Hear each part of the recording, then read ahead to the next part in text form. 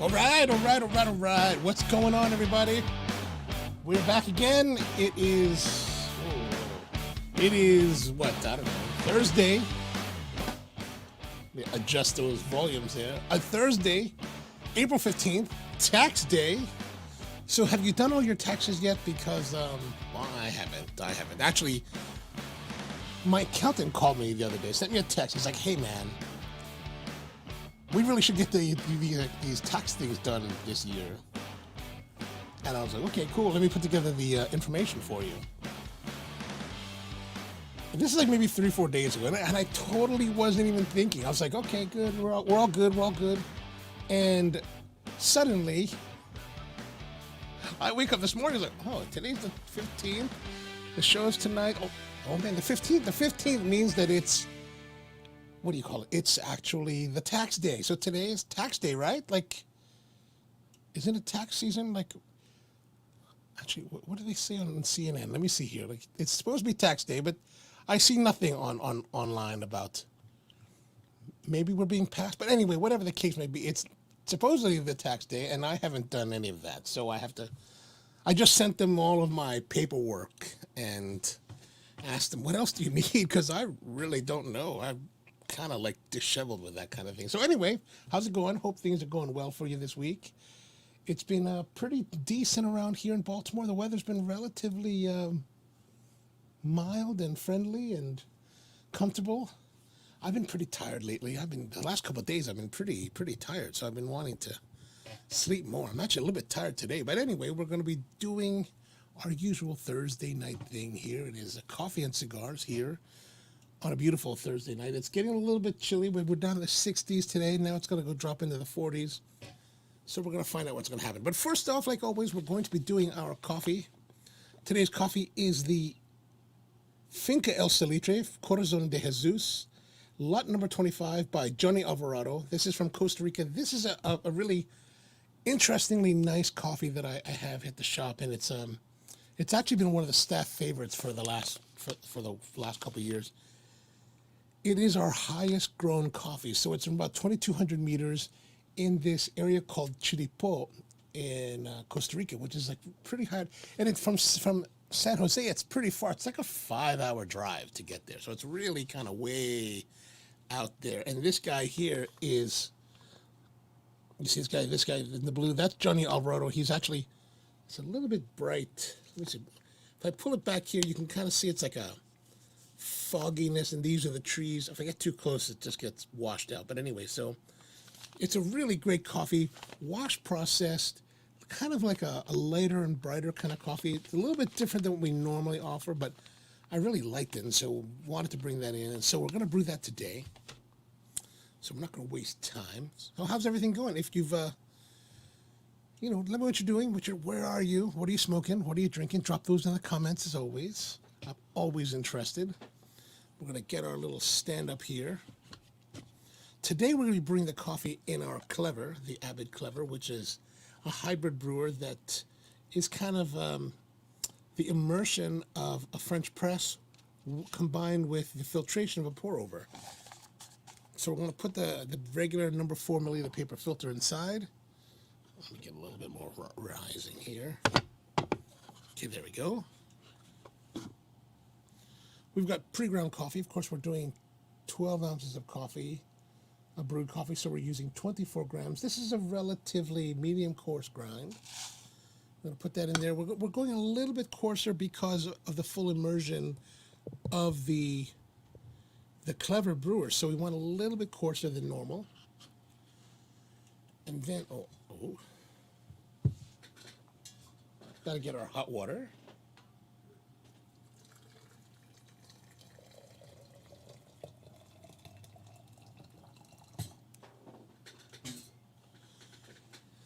And then we're going to brew that. We're going to add maybe about 80 milliliters just to wet the coffee, right? We're going to wet the coffee like that. 80 milliliters, and then we're going to finish. We're going to let that bloom for about 30 seconds, and then we're going to finish with the full volume.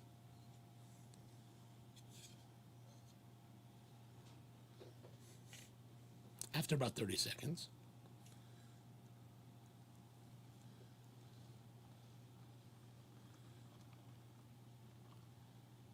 Good, good. Now from there, we're just going to let it sit, and we're going to add the cap to let it retain the heat.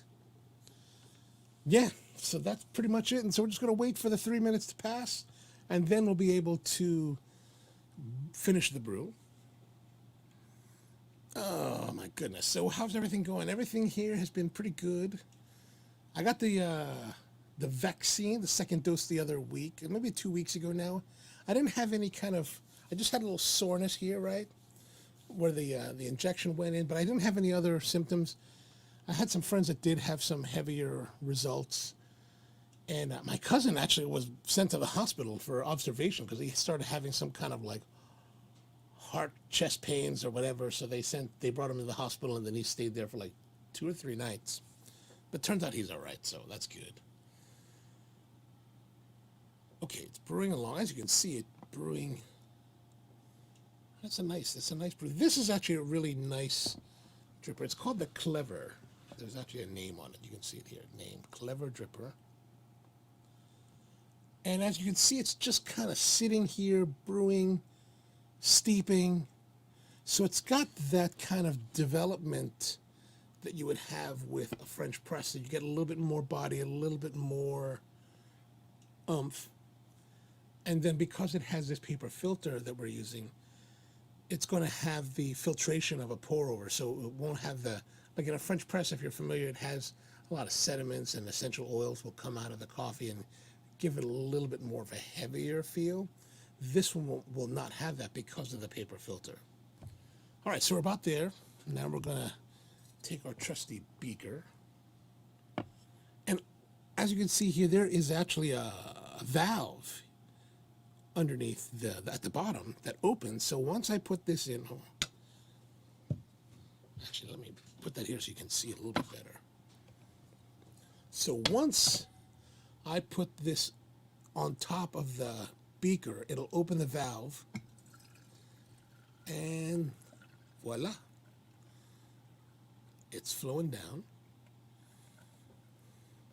Also, you want to make sure you open up the cap just a bit. I've had times when there's enough steam and condensation that it actually created a seal on the edge and would like seal down the lid so there would be no air that was able to displace the coffee, so it would stop. And all right, so it's flowing down. Yeah, we're about 350 mils, about 12 ounces.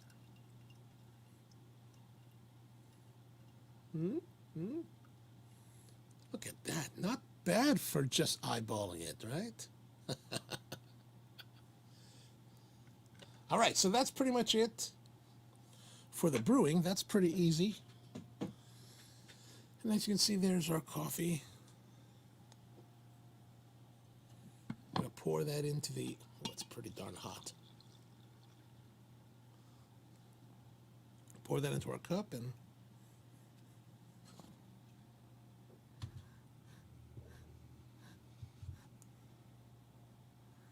so it's got some aromatics of maybe some cocoa. Oh, but it's definitely not cocoa. It's kind of got this light, kind of bright character to it. It's still a bit hot. We're going to let it cool down a bit before we can really get the flavor notes out of it. Let's push that away. All right, so now that the coffee is brewed and we're ready to go, now we're going to be moving into our weekly section of the cigar. And of course, this week's cigar comes from the tobacco leaf. So if you'd like to get cigars for the show, there's a list in the show notes below for all of the cigars to be coming up in the next few weeks. And you can get all of them from Raola Tobacco Leaf. Also, one of the things to get is April 29th, we're having Michael King from Aganorsa Leaf Cigars coming on the show. And he's going to be doing a tasting of the Aganorsa Rare Leaf Reserva. And if you go and contact Raul and get yourself the cigar pack for that show, it's going to have the Rare Leaf Reserve Robusto, as well as 2 tasting sticks of the Jalapa and Esteli tobaccos that Aganorsa grows. And Michael's going to lead us on a whole tasting journey and talking about the different leaves and everything to know about Aganorsa leaf. So make sure you contact Raul at, what is it, 410-799-2094 and order up your pack. And if you order like in the next week or so, he'll be able to get it to you by the 29th.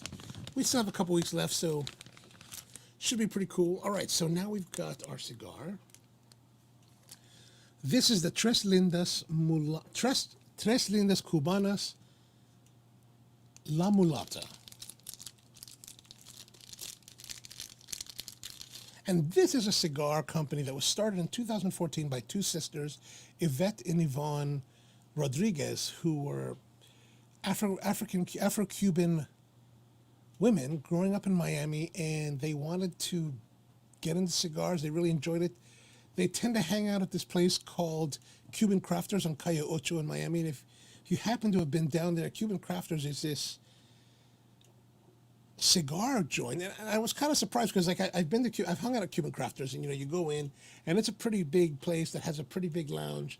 They sell Cuban coffees, Cubanitos, and all that kind of thing, and then you buy all your cigars. And I thought they make their own, so I figured that if they hung out there, they would actually. I thought because they hang out there a lot, they get the cigar there. But these are actually, from what I've been reading, Nicaraguan Puros, and they use 3 different types of tobacco from Nicaragua. There's a Connecticut, I believe it's a Connecticut seed.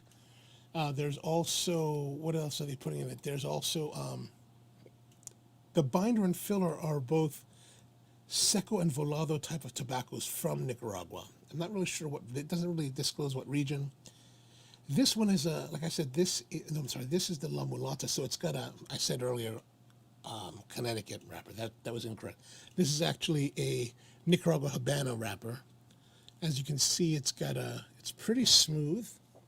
It's kind of light, you kind of, when you see it, it's a little bit on the lighter side. Like I'm surprised that it is, it kind of looks like it could be a Connecticut, but this is a Habano wrapper. I didn't find any information that said who makes it for them. But this one is a Toro, so a 6x52. And the interesting thing, it's trying to get information about the cigar was a little bit difficult. Like if you go look at their website, I'll pop up the website here so you guys can see it.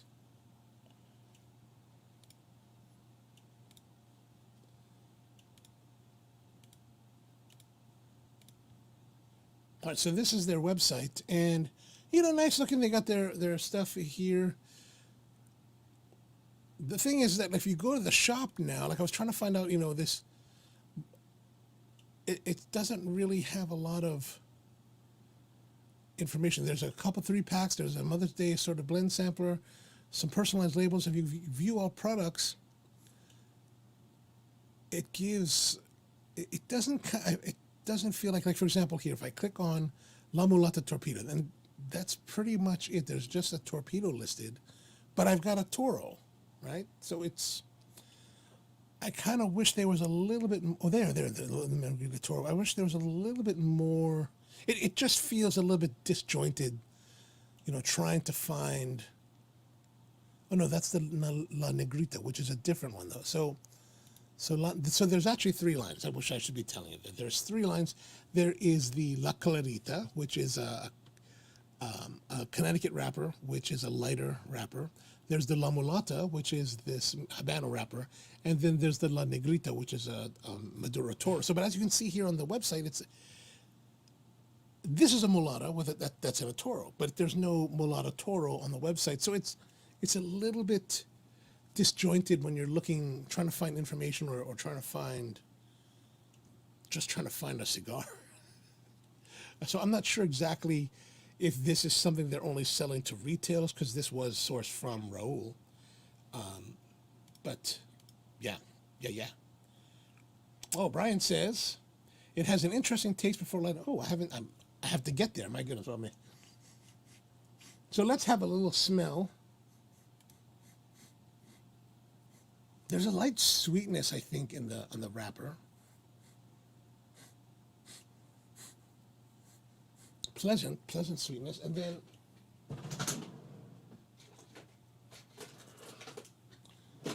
let's do the cutting.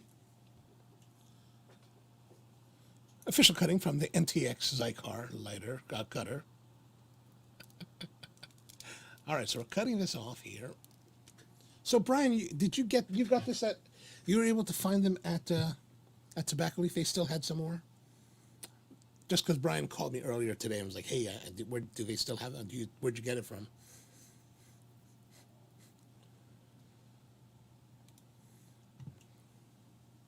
Yeah, I have to say, like, if you really look at it, I mean, it does look pretty darn light. Yeah, it looks light. But we'll presume that it is Habano. And yes, they still had some more. Great. So if you have the chance, you want to try these, Raul does still have this cigar at Tobacco Leaf. Brian, did you know if it was it just by this, or did you have to? Are they still selling the amplified Black Voices pack? Which is what I should but I should tell you all is that this is all part of an amplified Black Voices pack that Raul put together with Cirillo McLean to just get greater awareness for Black-owned cigar brands.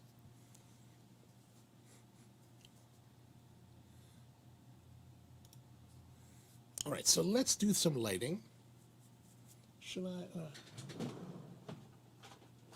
There's part of me that kind of wants to bust out the what do you call it? Oh, there is a pack. Okay, good. So you can get the amplified Black Voices pack for there's 5 cigars from 5 different manufacturers, and they are what, $60, $59.95. So it's a nice deal, I think, and it's a good way to explore cigars that at least I would never have been exposed to or have awareness of. And we'll get more into that as we continue on. All right, so there's always part, like I'm saying, there's always part of me that wants to like hit it with the lighter, but then I kind of want to do the match thing.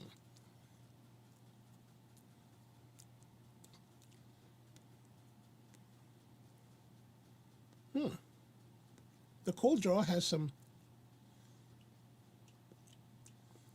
little bit of funkiness. King One, Kong Two, great to see you. Thanks for coming out. I know it's really early in the morning for you out there. Please catch up with us later, but thanks for tuning in. Really really glad that you're joining us out there from London or the United Kingdom. So we're gonna light it up for you. All right, so we're lighting it up. It's got like a light, maybe a light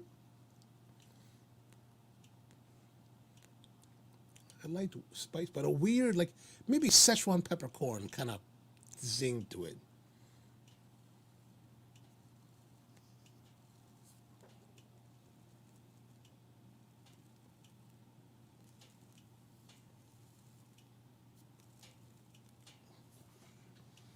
Oh, we are losing control.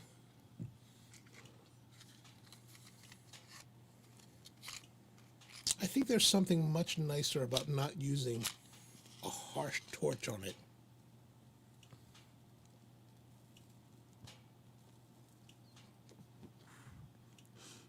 Although I don't really have any scientific data for that. Is that lit? That's not quite lit.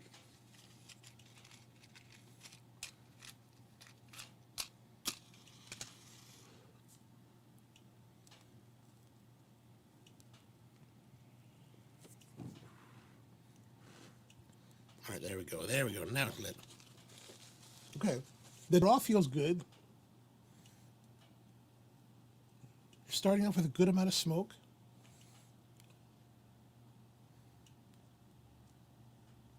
It's starting off very pleasant.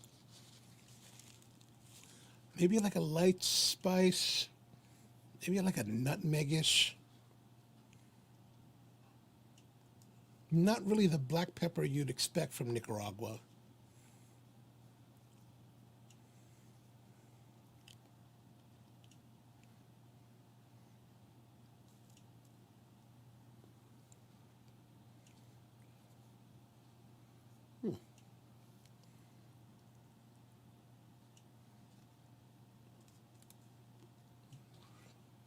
I hear you on that. I hear you on that. Torch start and then finish. I just don't know which is. You always hear different things, right? Like I've got this crazy jet line, right? This 4000. That is just like a big phaser. I mean, look at that ridiculousness. How can you? There's no. I don't know. I bought it because it looks awesome, right? It just looks awesome, and it's got this massive twin flame. I didn't buy it for practical purpose, so you really kind of have to hold it like this in order to like roast it. Otherwise, you're just kind of igniting. And then typically with with kind of power, it like will roll around and burn the wrapper, and it just gets a bit crazy. And Brian thinks you're doing a classy thing with that. I like that too. I like that too.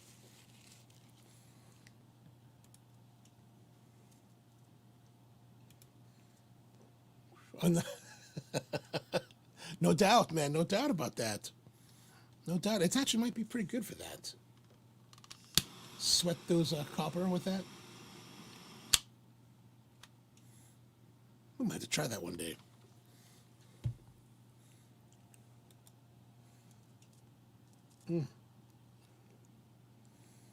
So I don't know, Brian. How about you? You're starting off with this? How do you find it? It's a little bit ashy on my palate right now. A little bit muddled.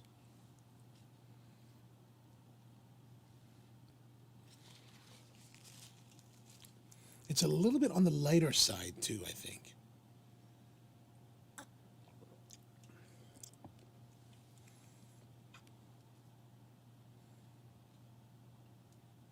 So this La Mulata is designed to be a medium to full-bodied smoke using the Nicaraguan Habano leaf with seco and volado binder and fillers, and is a completely Nicaraguan Puro.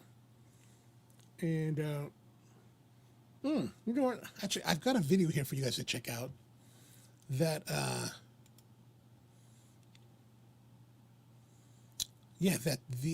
Business Insider created about the sisters. So I thought it'd be kind of interesting to check out. Let me pull that up here.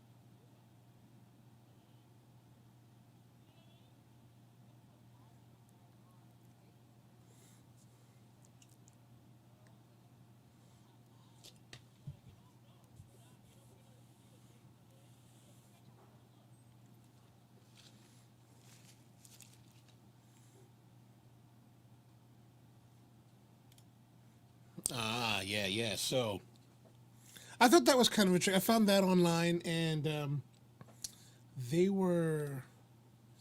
One of the interesting thing is there was no sound. Really? You didn't have any sound for the.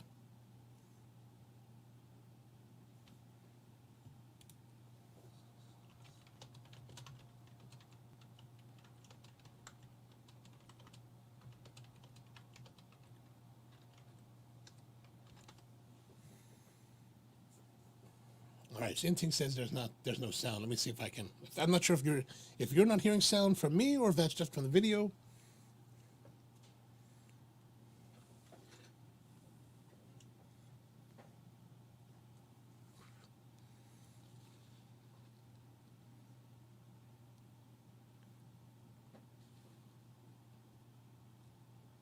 Hmm.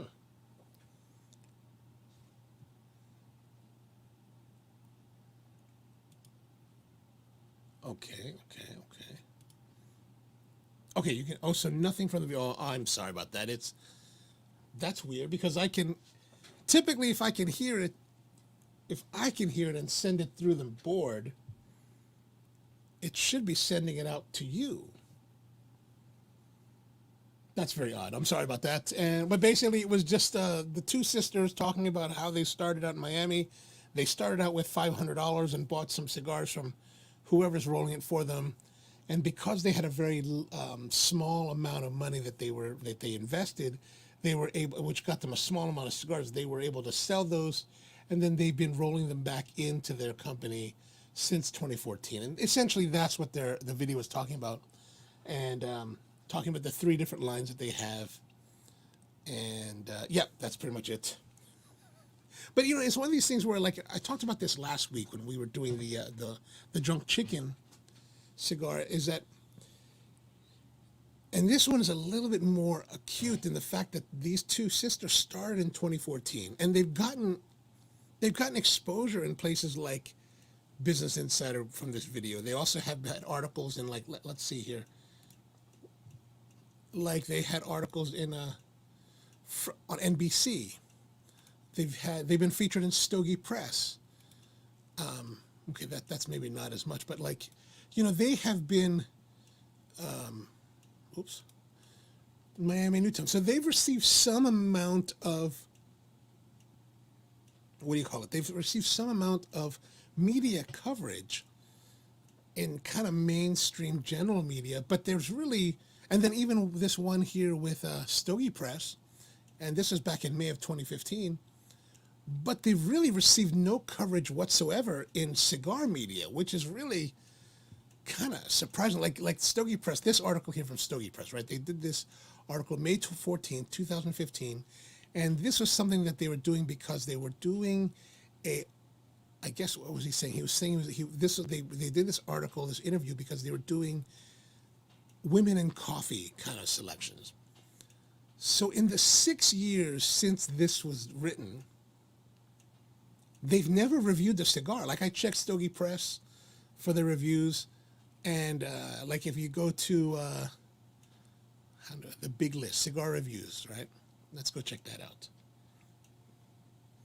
So here they list all the companies that they're reviewing, and we find Tres Lindas Cubanas, right? We click on them, and we go back to our editorial.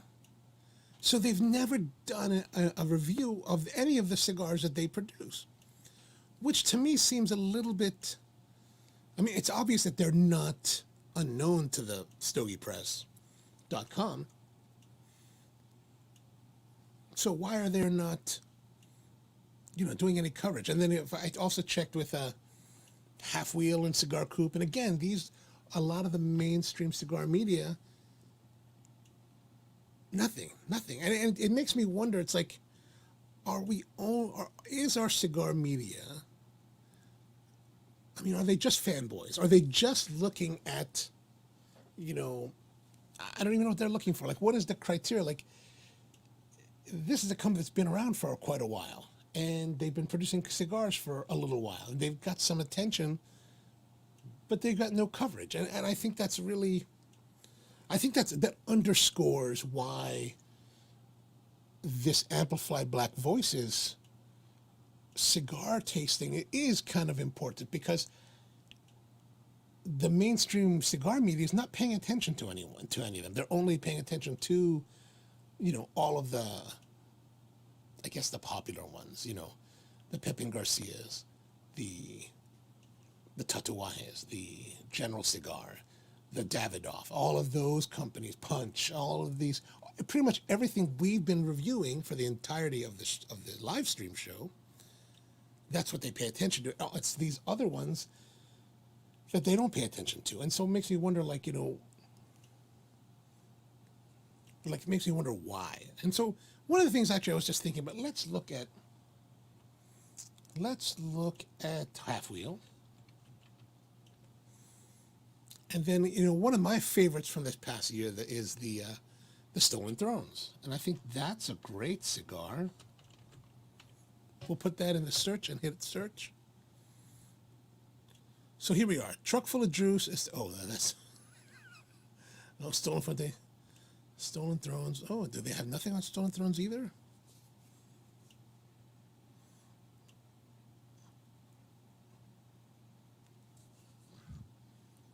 Are we seeing nothing here? Let's go to the review list.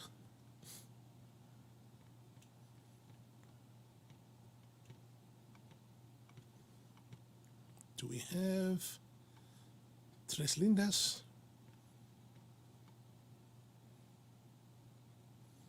If they haven't, then I'm totally just spouting off stuff that I'm no idea to talk about. I don't think they do.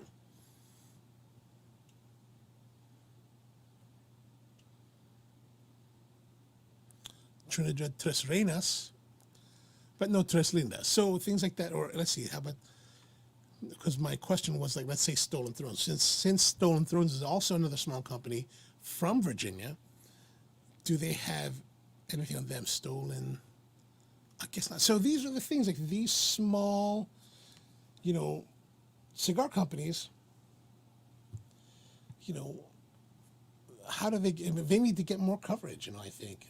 So Brian's saying, fanboys, Half Wheel smokes no cigar, no one else can get. And then King One Hong 2 says, it's sometimes hard to break through without piggybacking off of someone else.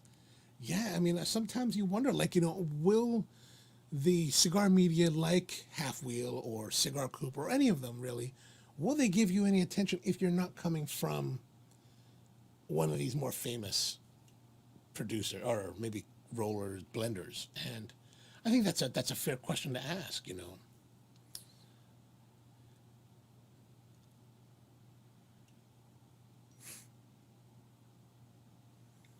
But let's see here. No, Brian was also saying before, you keep saying mulatto, but was I saying? I thought of saying mulatto. Sorry, if I'm saying mulatto, my apologies on that. Yeah, I have to say, I wonder if this the wrapper does look really light, so it makes you wonder, is this? But that seems like a major, that would be a major error on somebody's part for it to be, because it does say La Mulata, right? Oops. Good Lord. Let me go back to the regular screen here.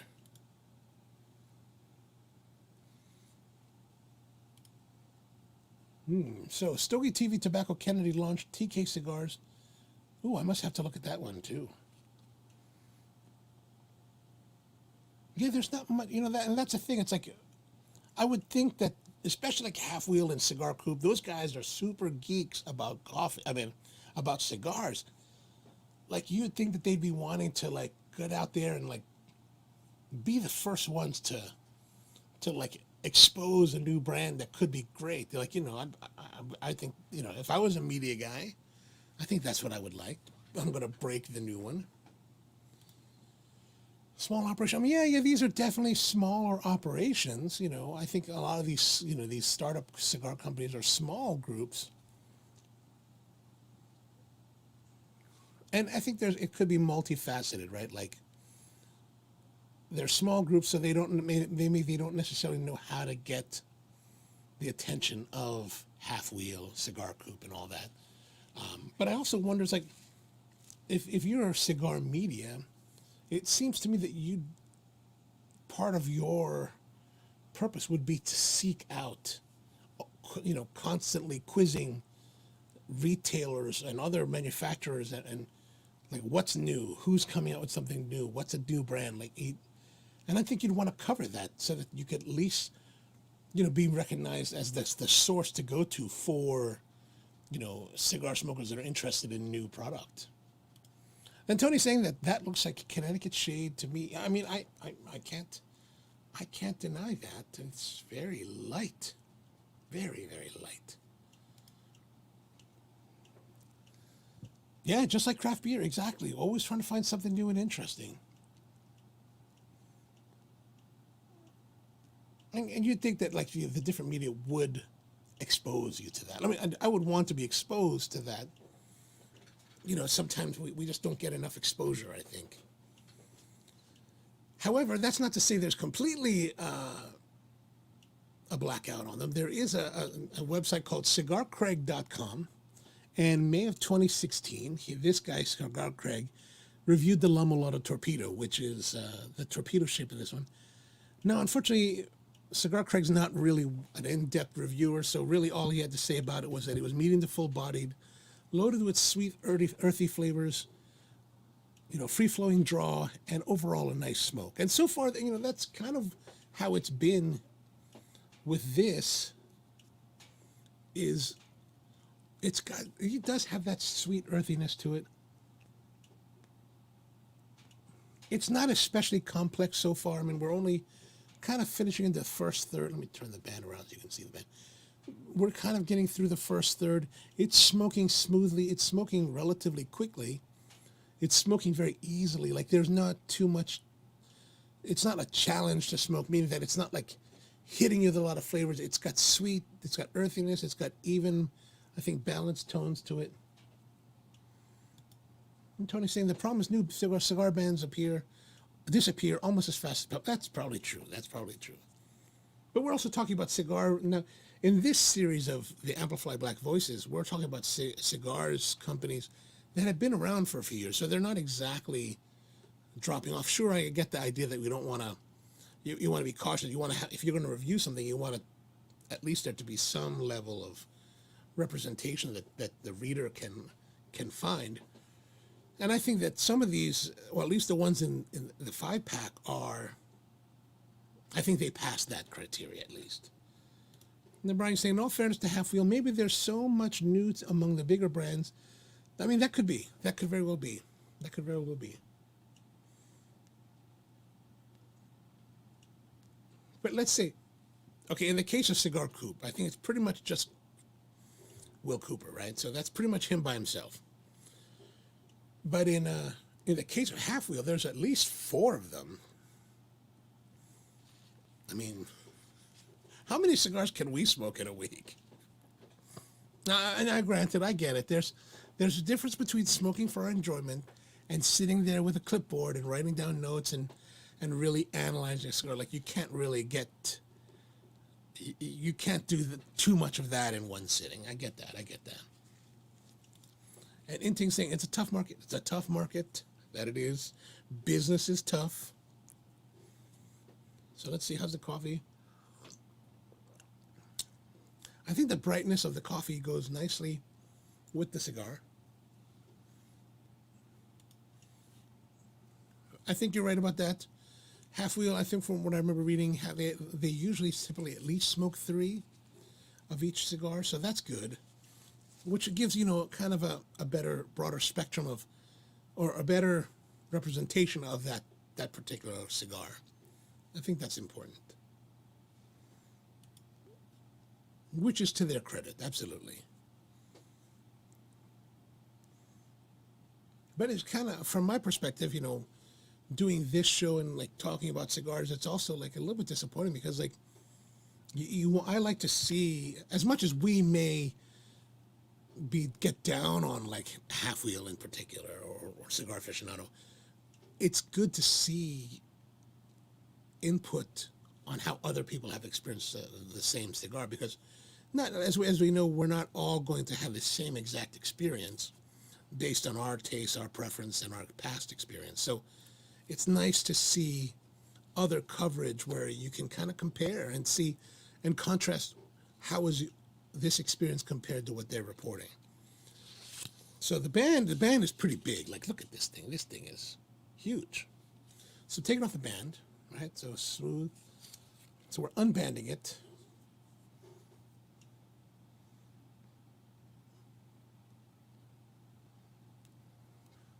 Also, some of the other coverage that I did find, there's a website called 7humidors.com, as well as Pasita Magazine, PSSITA mag.com, that did a couple of reviews. However, those were for the La Negrita, the Maduro wrapped cigar. So there is some coverage, but it's smaller sites, you know, and it's nice.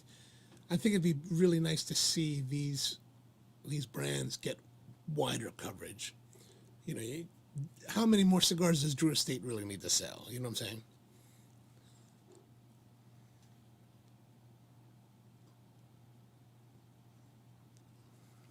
Also, I'd like to see a group like Developing Palates, you know, review these cigars, because there you've got like four people reviewing the same cigar and giving their interpretation and review of each cigar. And I think, and I like the way they kind of juxtapose their thoughts on the cigar. And then Brian would like to try the Black Girl Torpedo. That's on their website. Oh, that Black Girl Torpedo. There's a torpedo?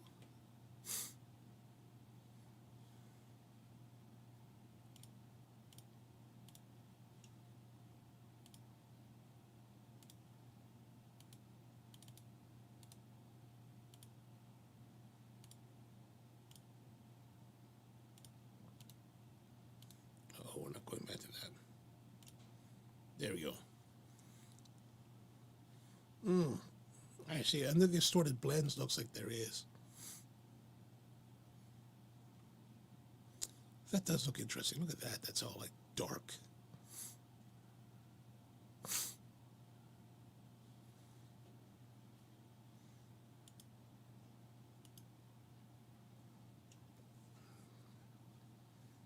Yeah, Black Girl Mulata. That looks pretty good. That looks pretty good. And then so what we're drinking is the Corazon de Jesus Finca El Salitre. This is the coffee that we're drinking today. It is from Costa Rica. It's 2,200 meters. Was that right? Yeah, 2,200 meters. It is one of the highest grown coffees that we're using in a place called Chiripo. And it's from a place called Finca El Salitre. And it's the heart of Jesus. So you know it's going to be good. Because the heart of Jesus is always good.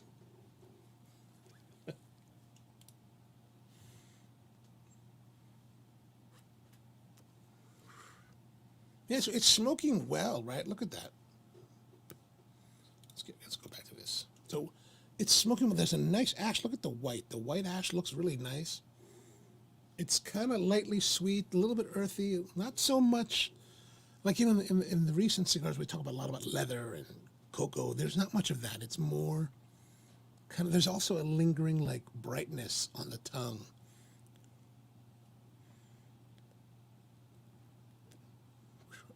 I don't know what you're getting, Brian. I mean, I know you're smoking the same cigar. So, how are your taste notes coming out of that?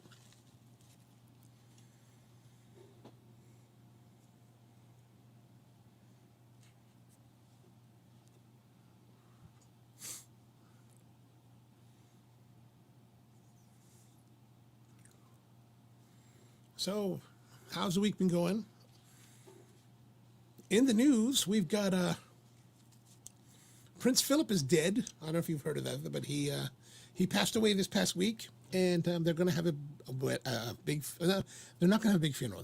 He doesn't want a state funeral. He wants to have it quiet. He's going to be buried, and but they will have a procession, and William and Harry, the princes, will be walking behind the coffin. However, they will not be walking together.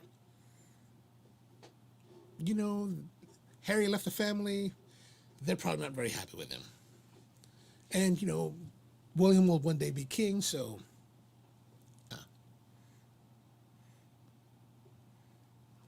what else been happening in the world? The Chauvin prosecution and defense have rested their case, and I guess it will go to the jury soon.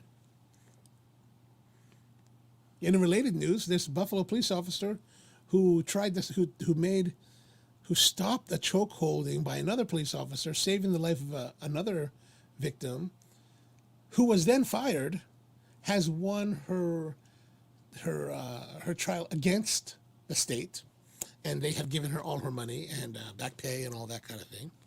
So that's good news. Also, in Cuba, Raul Castro was preparing to step down. He said that he was going to step down in 2021, so he's getting ready. However, the Cuban economy, because of the COVID and the lack of tourism, has been hit pretty heavily, so that's not very good for those guys. Plus, he needs to focus more on the cigar industry there and work on better quality control, right? That's what we need more. Okay, so I just knocked it off.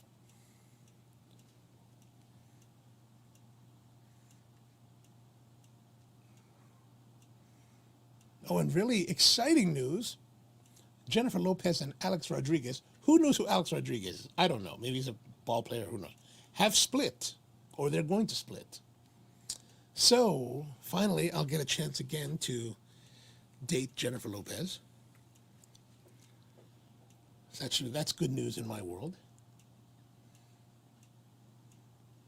I once had a chance. One of my friends is a second unit director, and he was several years ago, maybe 10 years ago. He's texting me, and he's like, "Hey, man, why don't you come down and hang out in New Orleans?"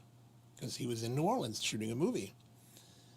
And I was just like, "Oh man, I can't come down right now. I'm kind of busy. I got all this stuff going on." I was like, maybe I'll try to see what I can do, but I never got to make it. And so finally, that was like in the winter or sometime around then, right? Early part of the year. Fast forward to October, and I go up to I'm up in New England where he lives. He lives in Vermont, so I go visit him and his wife, and we're hanging out. And he's like, "Hey, man, you totally should have come up, man. Come down to New Orleans. It would have been a great time." I said, "Oh, I'm sorry, man. I was totally trying to, just kind of busy. I was kind of away a lot." And he was like, "Oh, yeah." I was like, "What are you doing then?" He was like, "I was shooting a movie," right? He was shooting a movie, the Jason Statham and Jennifer Lopez movie. He was like, "Yeah, man, I was hanging out with Jennifer, and I would hang out like almost every night." And I was like, "Dude," "what are you talking about? Are you serious?" I was like, "Man, you're telling me that you were hanging out with J-Lo, and you're just texting me like, 'Hey, man, why don't you come hang out in New Orleans?' I told him, dude, had you told me that you were hanging out with J-Lo on a regular basis, that we would hang out all together, and I would have the opportunity to hit on her, I would have flown down immediately." It's like, oh man, that was like the greatest disappointment in life. I was like, this is really the greatest disappointment. All right, King One, man, good to see you. Thanks for the news update. Catch up with you later. Have a great night. Get some sleep out there in the UK. Maybe we'll get back out there someday. I did enjoy my last trip there, so. So what else is happening? Mike Pence has got a pacemaker. After 4 years of being the vice president to the other president, he finally can't take it anymore.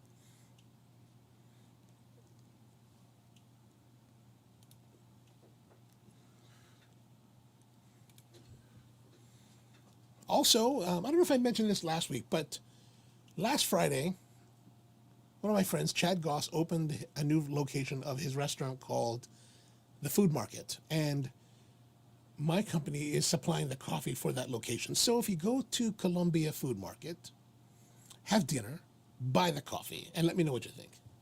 But make sure you buy the coffee. Give them some support. Good food, really, really great. The Pat LaFredo burger is excellent. Last week we went there on Friday with some friends, and I had the mussels and the street cauliflower. So it's kind of a, the street corn you get in Mexico with the cotija cheese and the crema. It's kind of like that. It was pretty good. I really enjoyed it. Also, this week or this year we're noting 20 years of nonstop war in Afghanistan. So we're marking that celebration. And Biden is saying that he will not be he says he will be the last president overseeing a war in Afghanistan. So evidently he was going to get everybody out. Is that a good idea? I don't know. Defense contractors don't like that idea.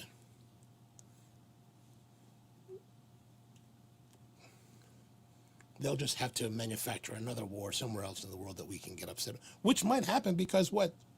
We've got Putin massing troops on the Ukrainian border.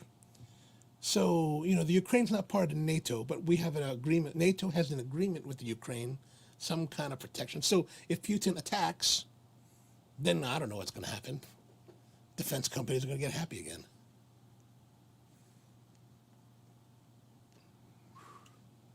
So how's the cigar coming along?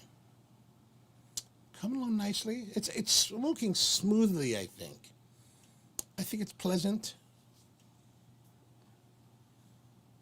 This is the kind of cigar that I think is easy to enjoy. Smooth, easy smoking.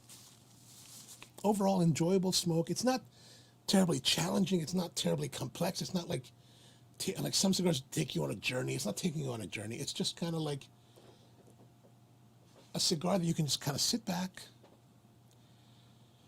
chill and smoke, and not be disappointed. Now, the thing is that, let's say if we look at their website, they're selling a 5-pack for $60. So that's $12 a stick.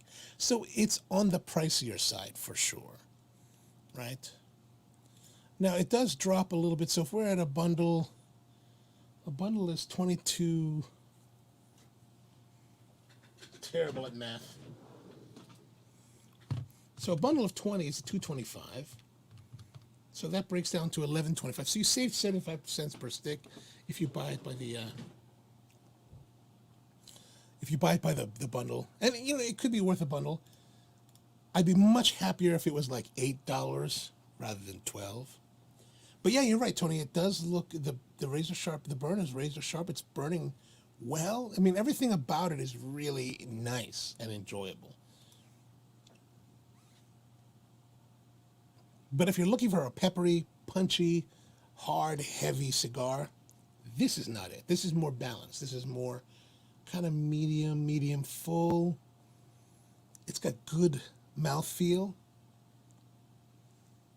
It's got good aroma. Pleasant.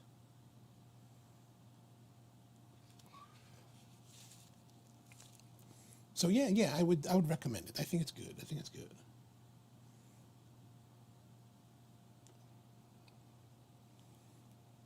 So I was wondering, is George out there today? I kind of had a bit of a f up the other week. So 2 Fridays ago, I was went down to Tobacco Leaf after the show. I went down to Tobacco Leaf to go meet up with Chad for the restaurant. So because we were talking about, he wanted me to see the facility and figure out what we're going to do for the coffee, the machinery and all that. So I met up with him, and then we went down to the restaurant. We met up at Tobacco Leaf, went over to the restaurant, hung out there for a couple hours. Then we're still talking about, putting all the stuff together. So we come back to Tobacco Leaf, and he's like, so we're continuing our discussion, right? So we're trying to plan the coffee program that they're going to put together and get all the details in order. And when I got there, I remember Raul was saying that, oh yeah, your George is here. And I was like, oh man, great. I want to go see him, say hello to him. But I got so sucked up with Chad and our discussion, and then that I just kind of forgot, just totally dropped the ball, and I totally forgot. And I didn't remember until I got home later, like around 11:30, and I see my phone finally. There's a message from earlier that day where Raul was like, oh, George is here. And I was like, oh, I totally fucked up on that. So, George, if you're out there, my apologies. I totally dropped the ball on that. I didn't mean to forget to see you, and I didn't mean to offer you any disrespect. I was totally innocent. I had no intent there, but I did want to come and say hello, and I just totally screwed that up. So my apologies if you're there listening. Tony, if he's not, then Tony, let him know if you see him this week.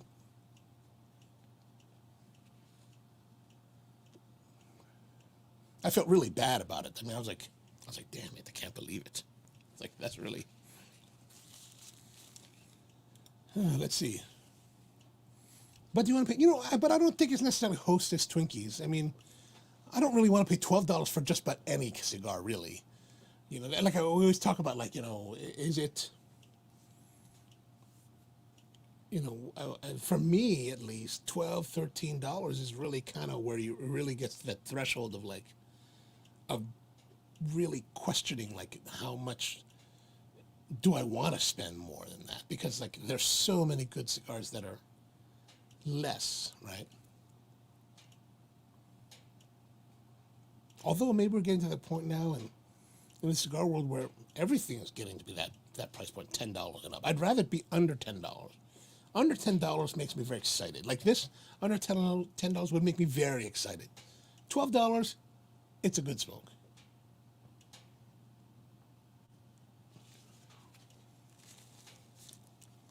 But this is something that you might want to consider smoking in between, like, the bigger, heavier cigars. Something to just kind of break up the, again, for lack of a better word, break up the monotony, but not monotony, but break it up and just keep it interesting. I mean, there's nothing wrong with it. Like, it burns well, it smokes well.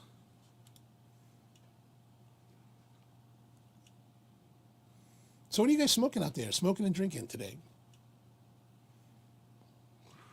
Let me know. I want to know. I'm interested.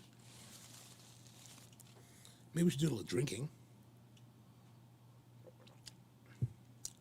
Maybe we'll do a little bit of this Hamden from Jamaica. So I ran this by Cirillo and George Brightman over the weekend, and they really like this. I'm going to bring that along here. I think that might have some nice pairings with our cigar.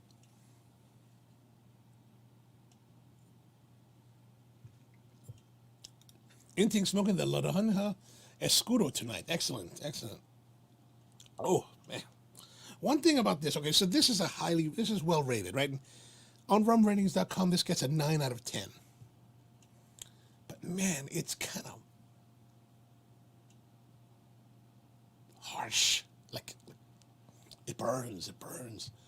I'm not a good whiskey drinker, so it burns. And then, so Tony's smoking the Romacraft BA-AWS 4 and a Diet Cherry Pepsi. Why am I not surprised with the Diet Cherry Pepsi? So what is it about Diet Cherry Pepsi over Diet Cherry Coke?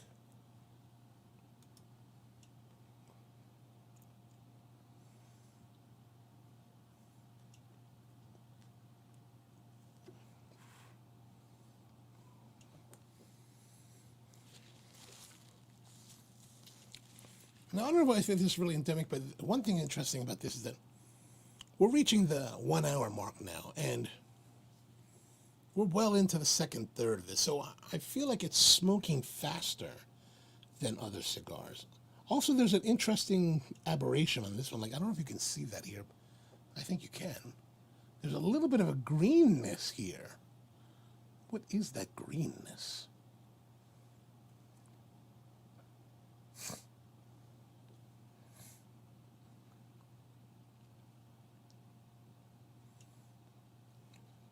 Maybe hidden Colorado Claro wrapper.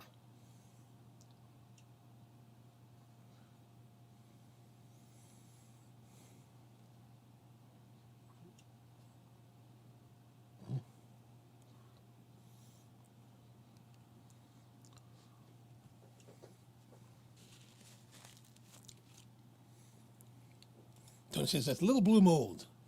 I don't know, is that a good thing or a bad thing? Will that kill me? Will my vaccine prevent me from getting ill from it?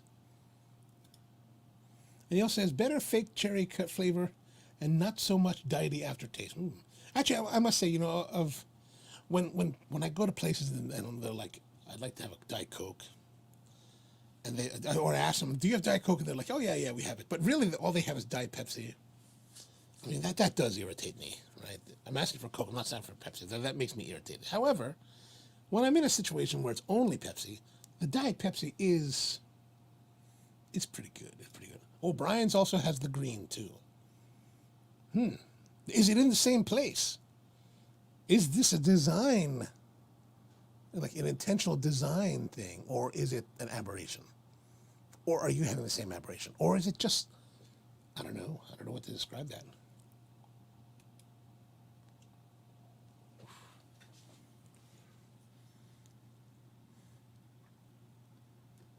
Oh, I don't know if you guys saw that today, but was it today or yesterday?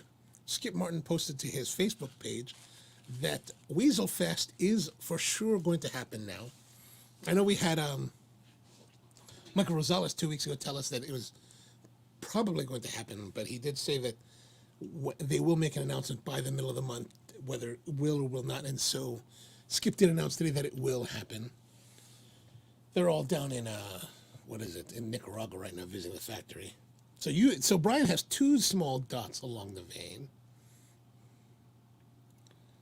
Right, so maybe yours is more special. Oh, is that maybe there's a little dot there? Is that it? No? Maybe yours is just more special than mine.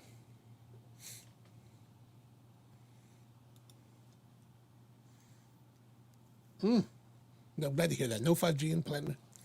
Here's the strange thing. Okay, so I don't know if you experienced this, but the last several days, my wireless performance on my iPhone has plummeted in my house. It's plummeted. Like, I can't even get online now. It's like, this is terrible. The 5G is supposed to like improve in the reception, not make it worse. I'm very disappointed. I'm going to write to Bill Gates about this.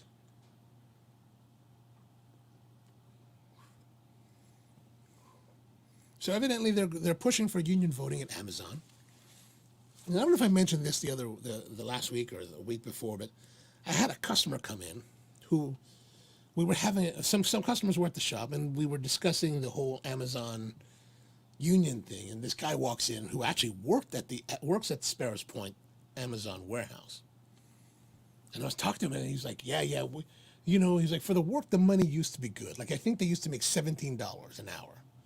And then recently, during the pandemic, they reduced their wage to $15 an hour. And they're always pushing them to like be on time and like really just work their asses off. And so it's like, so he was like, it's not really worth it. And they lost two. And how is it that we're in the pandemic, which is the biggest, people are ordering online more than ever and you're reducing people's wages, which I thought was really ironic because one thing we were talking about is that how Amazon has been taking over, places like Sparrows Point and building warehouses there.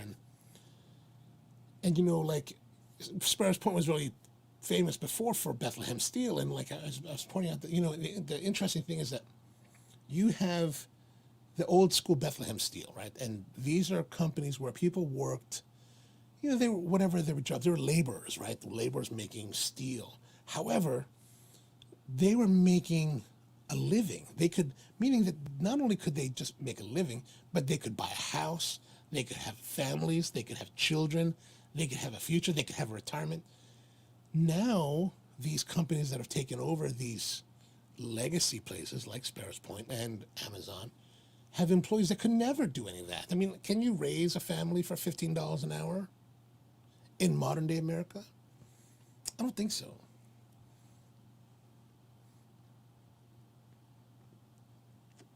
And I think that was something that I think that, and we're in a place, and now we're in times 2021, right? These are more enlightened times. We're a bigger nation. We're a better nation. But we're still in a situation where we have workers who feel the need to unionize. 100 years later, we're still talking about unions. I've been in a union myself for over 25 years. And, when you look at, like, I remember the first 10 years that I was in the union, like, we have a basic contract with the studios. I was in the motion picture production unions. And so, like, there's a basic contract. And the basic contract during the 10 years that I was really active, every year it was getting steadily eroded, a little bit of erosion every year. So that, at one point in time, you would, let's say, one of the big things that I noticed was the turnaround times, right? And so when I started, the turnaround, right before I started, the turnaround was 12 hours. So if they called wrap, let's say they called wrap at midnight, they could then call you back to work at 12 noon, at midnight, at noon, so 12 hours, right? Then that got reduced to 10 hours. So if they called wrap at 12, they could call you back to work at 10. And so what that means is that you work all day, 15, 16, 17, 18 hours, and they call the wrap at midnight. Now you still have to, especially when you're doing location work, you still have to take all your gear and wrap it away, meaning that they call the wrap, so production's finished. Now you must take all your gear, clean it up, put it away, load it back on the trucks, lock it all up, and then go home. And then do whatever you do when you go home. So you drive home, you sit around and like unwind and eat or whatever, and then go to bed, shower, go to bed. And then you have to be back to work by the call. So it may take you an hour to wrap your stuff before you can even leave to go home. And then it takes you another hour when you're home, so you're like 2 hours, maybe 3 hours into it. So you have a 12-hour turnaround. You've got 9 hours to sleep and then come back to work. Then it became 10. Then by the time, I stopped being very active, they had whittled it down to 8-hour turnarounds. And so that meant that you had 8 hours to wrap your gear, clean up, go home, unwind, shower, sleep, wake up, get ready, drive to work, and report to set by the call. So, it's interesting because it's like we need to, as much as companies are making all this money, we're not, there's no reason, I find it hard to believe that there's a reason that Amazon in 2020 would reduce people's wages, would have a need to reduce people's wages when they've got astronomical amounts of sales going on. Yeah, protect the shareholders and the employees.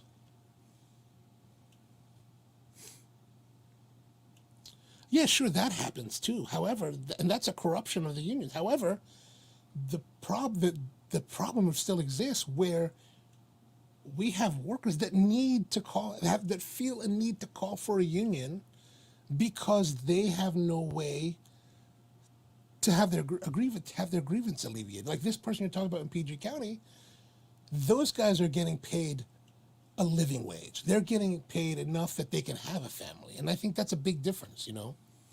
There's always going to be images of corruption. Like unions have always been corrupted, right? They're run by people, and so I've heard stories about my union, and I don't know if they're true because they're at the higher levels, but why are we still in a situation in America, the greatest country on earth, where people still feel they need to have protection of a union and collective bargaining in order just to have their necessities met? I think that's really the concern here. It's not these abuses, but rather the people being abused.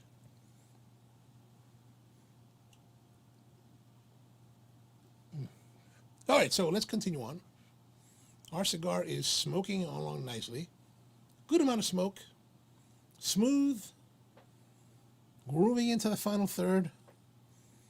Not too much to say that's negative about it. I mean, it's smoking well. Even flavor.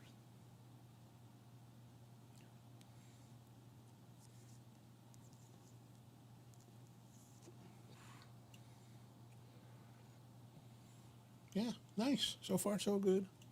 So far, so good. Also, big news coming up. After all this pandemic, Costco is finally going to reopen their food courts so you can get your $1.50 hot dog and soda. Tony, it's a good thing for you because they recently switched to Pepsi. Much to my dismay. God, I won't even drink it there. It's really terrible. I'm just really disappointed. But at least you can get the chicken wrap again. That's good.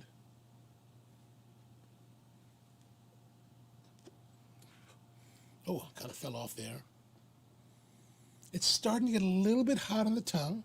We're getting towards the end, so maybe I should slow down on it to let it smooth it out.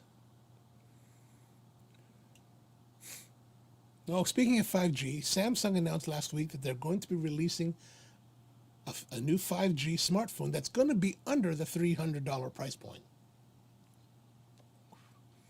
Now, hopefully that means that that'll prompt Apple to lower the price of their iPhone at some level.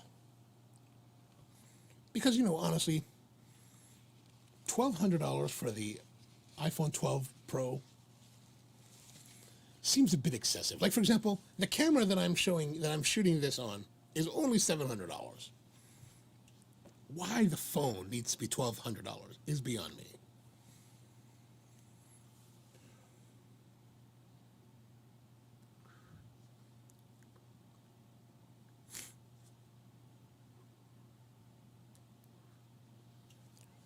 I gotta slow down though. Slow down now to let it burn evenly.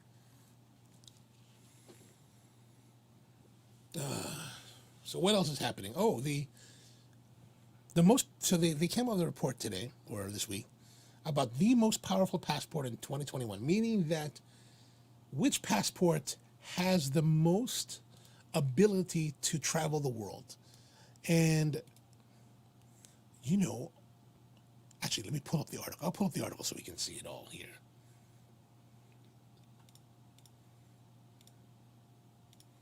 Is it going to come up?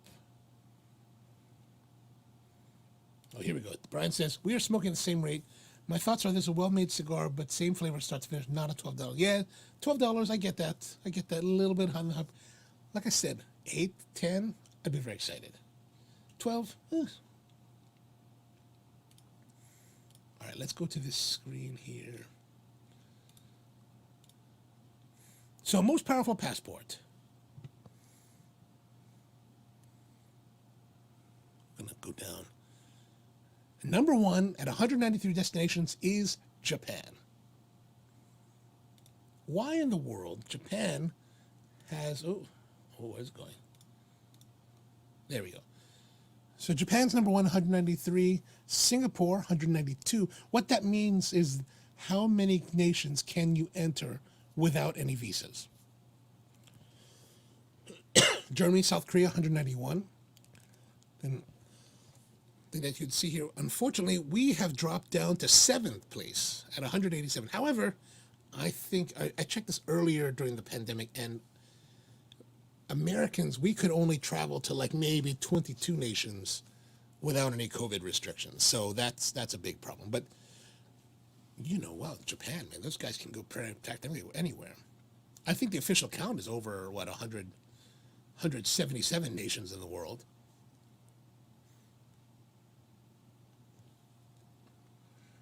So maybe it's time to get a Japanese passport. Although to become a citizen in Japan is super difficult. I have friends that live there 20 years. They only got their citizenship like in the last 2 years.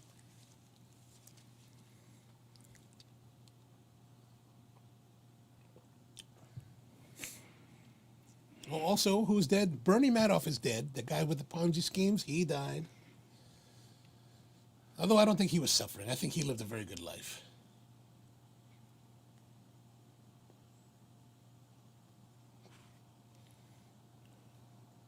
Oh, and then there's this Picasso that they found. We talked about Picassos before, and there's a new one out. Well, not a new one, but one that hasn't really been sold. So this is the Young Lover. They're expecting this to sell for $55 million.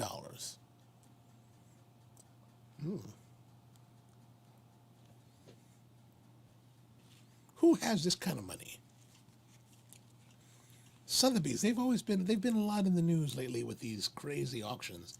They also did that whole NFT, the non-fungible token type of thing with Beeple, that artist, that digital artist.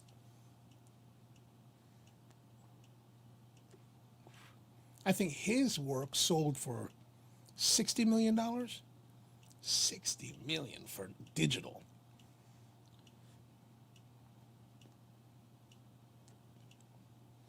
Also, the Perseverance has taken its own selfie on Mars. I don't know if they've flown the helicopter yet. Oh, 69 million. Inting's right, 69 million. Yeah, that was Beeple. Beeple, Beeple. He does a lot of satirical type of art on his Instagram. He does a lot of poking fun at Elon Musk. I was looking at it the other day. I was like, oh, kind of funny.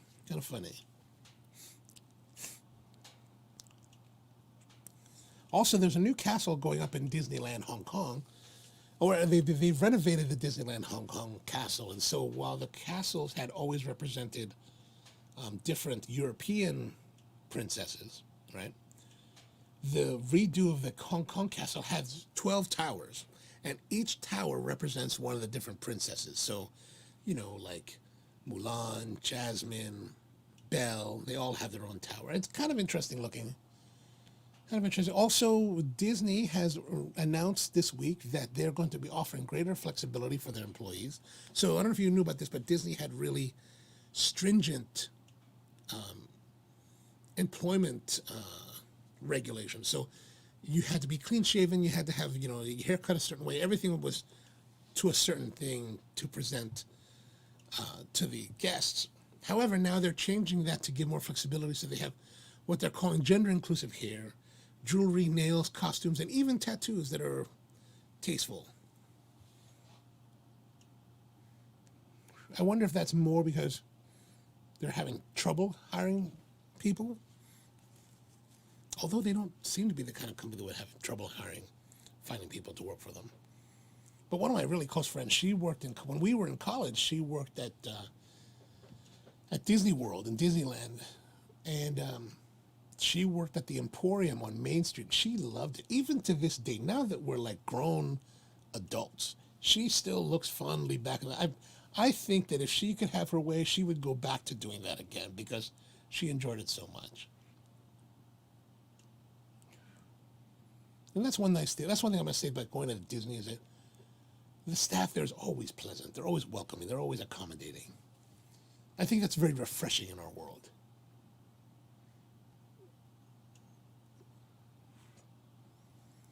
And then also France, they had this submarine. It was in dry dock. It caught fire, so like the front half of the submarine was totally trashed, and even like was so hot that it had compromised the integrity of the steel. So the hull could implode on them. So they had to fix it. So they figured out that they were going to take this other submarine that they have that was kind of old or whatever, maybe same, or there were whatever it was, and they cut them both in half. So they took the front half of one, they took the back half of the other, and they welded them together. They're welding them together now. That has to be some pretty strong welds.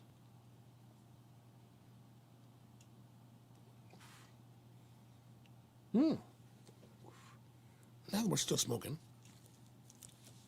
I got the mailbag. So let's see what we got here. So not too long ago, I asked a friend of mine in Tokyo if she could get a book for me. So I sent her the link for the book, and I was like, oh man, I really want to get that book. And so she totally was like, all right, let me get it for you, and I'm going to send it out to you. So she sent it out to me. So let's see what's inside. I'm very excited. The problem is, well, I'll show you what the problem is anyway when we get there.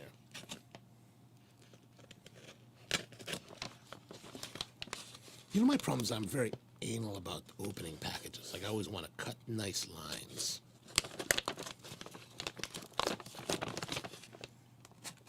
So if you're watching this, thank you, Moo. I really appreciate you sending this to me. I'm very excited. She's one of my dearest friends from college days.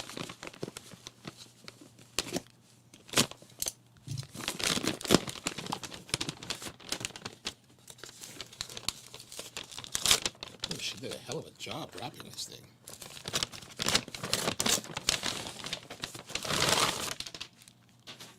Ooh, nicely bubble wrapped too. That's very nice.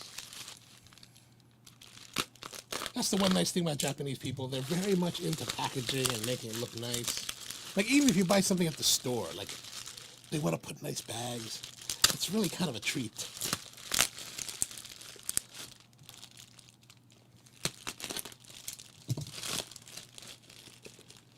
All right, little card. Very nice. All right, so here it is. This is the book. Oh, it's upside down. So this is a book about coffee and tobacco by pipes. And this is written by this guy, Ichiro Sekiguchi, who ran a place called Cafe del Hombre, which is my favorite cafe in Tokyo. Actually, if you're interested, I have a video about it coming out on the channel Saturday morning that I've been working on. It's actually a video we shot back in 2007 during my first trip to his shop. And I was so blown away by it that I really wanted to make a video about it for many years, and finally got it to. So he's Sekiguchi, the owner of the place, is a real big pipe smoker. Like, he's a pipe guy, like smoking pipe all the time. The guy lived to be 103 in 10 months. He died back in 2008 in March. Actually, he died 2 days before I got to the shop that year. So I walked in and I was like, hey, how's the master doing? And they're like, oh, the master is dead. I was like, oh, shit, that's crazy.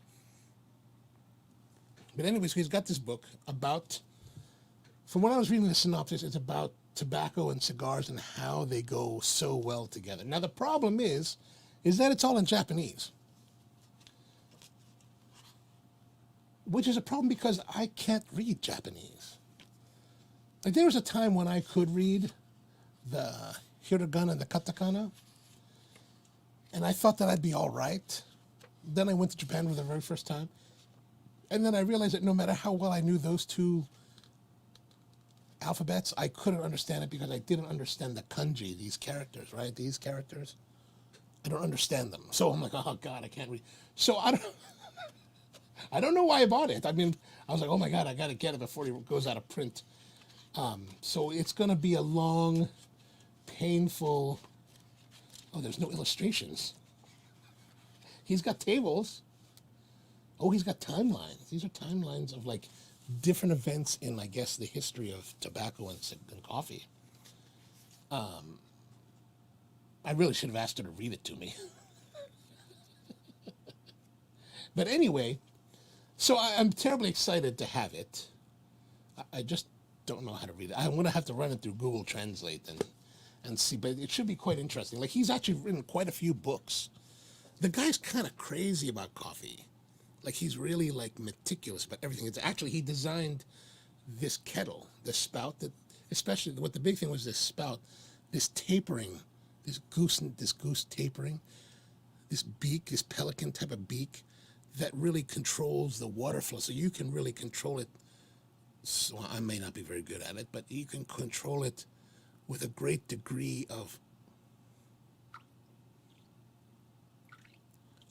fineness, right? Huh? So,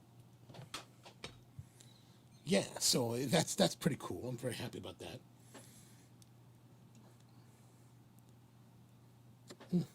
Still smoking good. Then we've got our next package from Amazon. I don't order, like I said, I don't order I know pretty much every time I go on the show, we're opening boxes, it's usually from Amazon. I don't normally order a lot from Amazon. I'm also kind of cheap. Like, I don't want to pay for Prime. I won't pay for Prime. I'm cheap.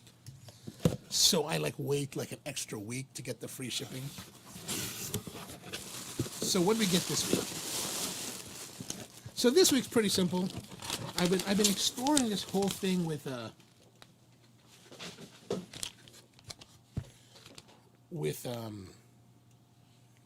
Hong Kong style tea, and this is actually a Thai tea and coffee. This is actually from Thailand, but this is a big coffee filter that you it's a big sock, right? It's a big sock, and the idea is that you're supposed to have these two kettles with water. You're boiling the water in them, and you're boiling the tea inside the sock that's inside the kettle, right? So you have a much bigger kettle than this, and you're putting it on there and you're boiling it. And then you take the bag out, transfer it to the next kettle, and then the tea that's brewed here, you pour it through again. And you do that like 4 times to get the right brew steeping of the tea. And the tea you're using like a blend of teas, like you're using maybe like an Assam, you're using a, what's it called? Oh, orange pico. You're using a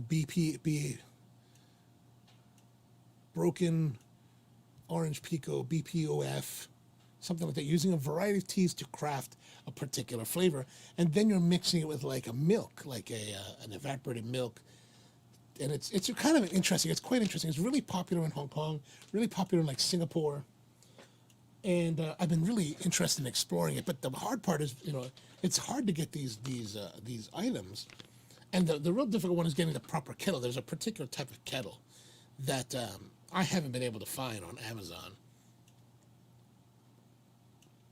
and none of the Asian markets have it, and that I've been able to find. I did find one website recently that I think has it, so I might just get that. And then here we got some batteries.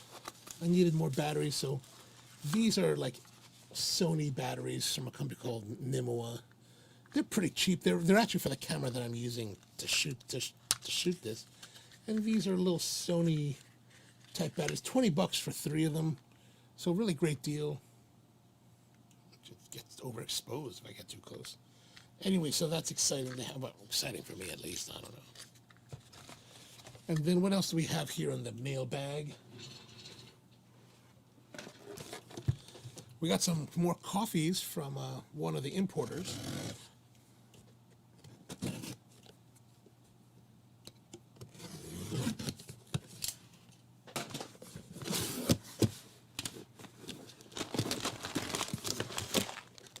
So one of the importers I work with is a company called Genuine Origin. So we do a lot of things with them for a little bit more of what we call blenders. And this one is, oh, that looks pretty green. Not bad looking. This is the Fazenda Morofeo. It's a natural processed coffee from Brazil. And it's what they call a New York 2-3 with a screen 16. So there's a certain particular, screen 16 means this has to be a certain size that will pass through a 16 grade screen. And I was just really, this is a different type of coffee than I normally buy. So I was just really curious to see what it's like. Sometimes we'll just order coffees because I'm curious about them. This is another one. This is also from Brazil. It's called the Salmo Plus. It's also a natural processed coffee. This one's a lot better of a grade. So this is more kind of a standard grade of coffee, where this one is a more specialty grade. So these are really more for me just to kind of explore and see what some of the coffees are like from Brazil, because I don't really buy Brazilian coffees really. It's kind of like just not been one of the areas that I focus on. Normally from South America, I'm buying more Colombian coffees. So the cigar has gone out. I need to relight. So I'm going to roast those samples up and see what happens, and maybe I'll roast them up and have them for next week.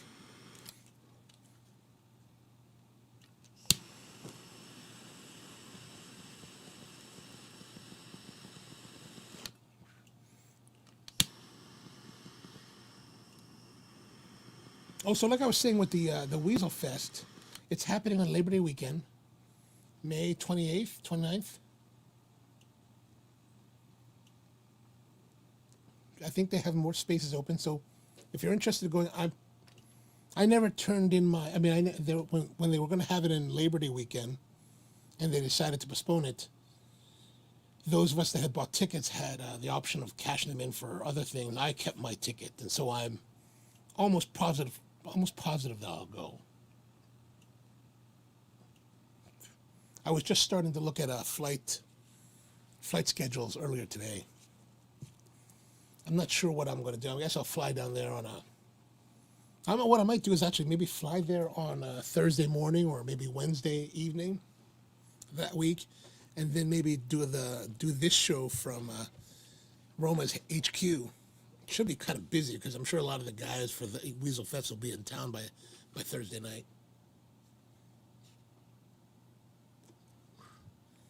Now I just got to figure out how to do this remotely. So we're back again. It's light. It's kind of at the very end of the cigar. But on the relight, Still relatively nice.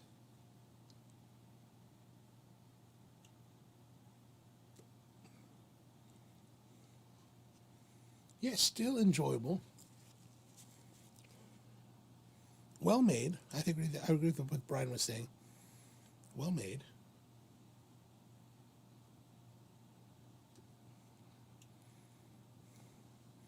And $12, sure, it's definitely at a higher price point, but is it? So let's think about this. So what I'm thinking about right now with this cigar is, let's say, compare it to the Sober Mesa by Dunbarton Trust, right? Is it really different than that? Like, from what I recall of like the brulee that I smoked, once you get past the sweet cap, the sugar cap, is that cigar much different than this one? I don't recall that it is. Like, I think the notes are similar, very similar. The quality of the smoke, the enjoyment of the smoke is very similar. However, with the Sober Mesa, you're talking about a couple dollars more.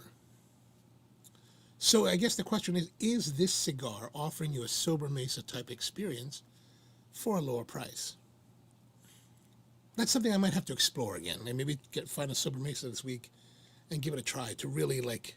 But my recollection, I don't know about you, Brian. Maybe you might have a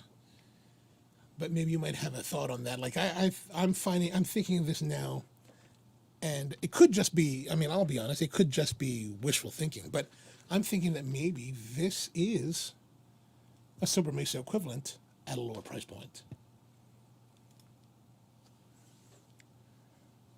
It turned on you. All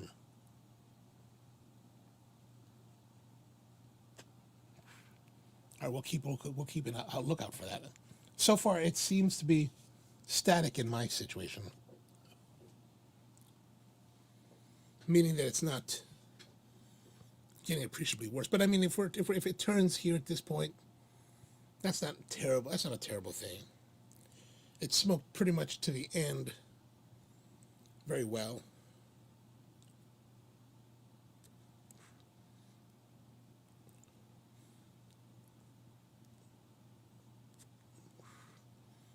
You know, for me, I don't know about you guys, but for me, when I get to a cigar at this point,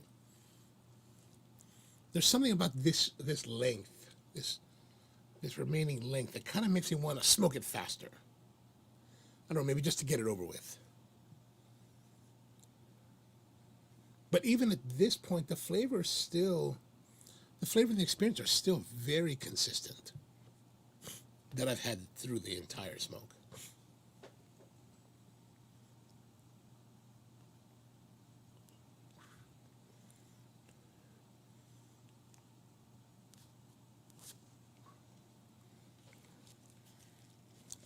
So don't forget, on the 29th, we're going to be having Michael King from Aganorsa Cigars. He's going to come on and do a tasting with the Rare Leaf Reserva. So we've got that packed. Raul's going to put that together for $15 or $23 shipped anywhere in the country. And that's going to have the Rare Leaf Reserve with the two tasting smokes, the Jalapa and the Esteli tobacco leaves that you can try. And then Michael's going to take us on a whole tour of what those tobaccos represent, how they work with them, and then he's going to take us on the journey with the Rare Leaf Reserve. So that's going to be the 29th. So make sure you give Raul a call and get that pack sent out to you. He'll send it out to you anywhere in the country. So that should all be set up, should be all ready to go. Yeah, I think it'll be a really fun time. I think it'll be really enjoyable.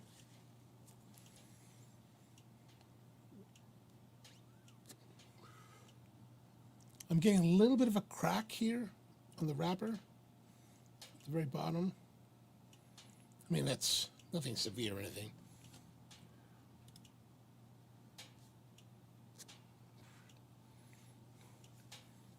Yeah, I hear you on that. Inting. I must say, though, that I did enjoy, one of the Connecticut's that I really enjoyed of the current generation Connecticut's is the one from the Drew Estate Shade the Undercrown shade, I thought that was really an enjoyable cigar. I still think it's enjoyable. I mean, it's one that I've been enjoying over and over again.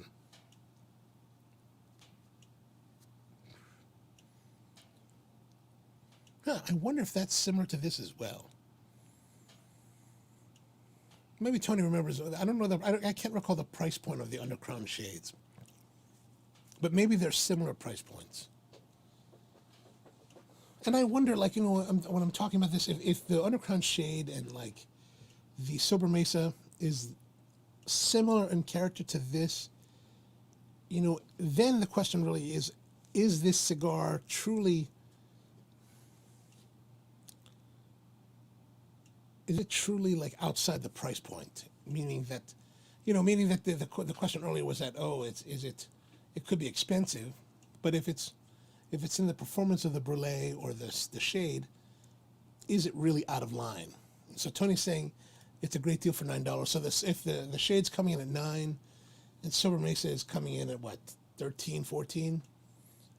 This is at 12, so it's somewhere in between. What it does lack compared to those two examples is the name recognition.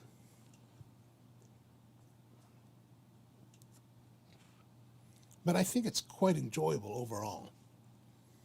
Like, it's not disappointing. Like, sometimes you smoke cigars that are at a certain price point and they just kind of leave you a little bit disappointed. This is not disappointing. I think this is really well made, really smoking really well. Good draw, consistent, even, nice flavors, pleasant flavors. Nothing too challenging. I would buy it again, I think.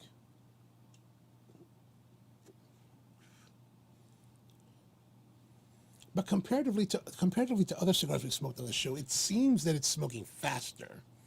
Like, we're at an hour 38, and yeah, the complexity is nice, but it's not crazy complex. Like, when I think of like really complex, I think of a lot of the Roma crafts, especially the Revenge, the one that I smoke all the time. But I think this is quite enjoyable. Yeah, Cyril says he wanted a little more change up. Yeah, that would have been nice. That would have been nice. Something to really kind of excite the palate and kind of like follow you, you know, lead you on a journey. That would be nice. But this one, I think, I can't say I'm disappointed, you know.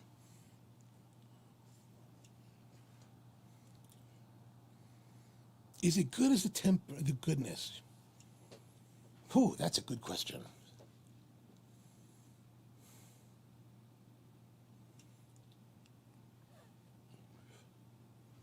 Maybe.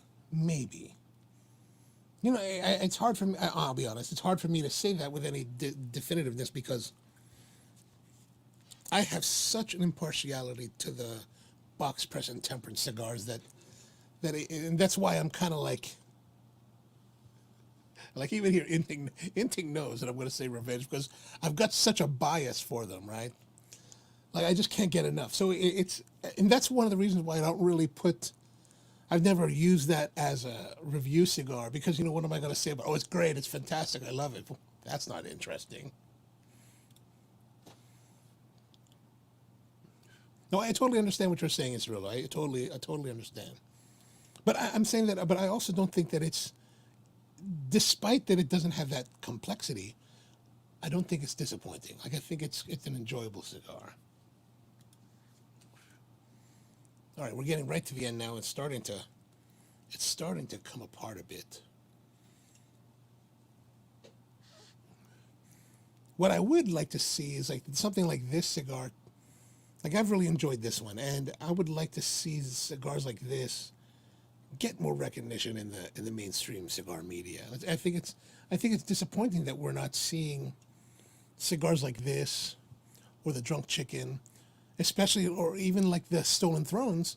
We're not seeing them represented in a lot of the major cigar media, and I think that's a disappointing thing. All right, so the wrapper is coming off now because I can't keep it on there. It's just falling. So now we're just at the binder.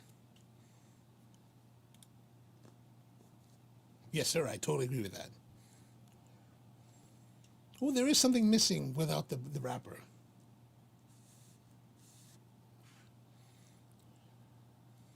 All right, so it's totally falling apart now. Like, so this has got to be this is a positive thing.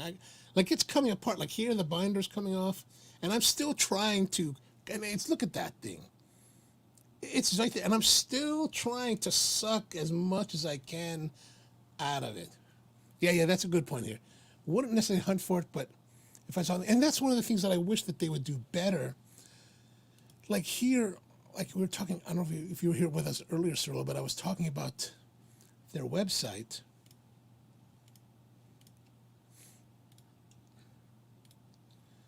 And I wish their website was a little bit more, it seems a bit schizophrenic. Like it doesn't really, like here we're smoking the Toro. This is a Toro, like a 6x52 Toro for the La Mulata, but there's nothing listed except for a La Mulata torpedo.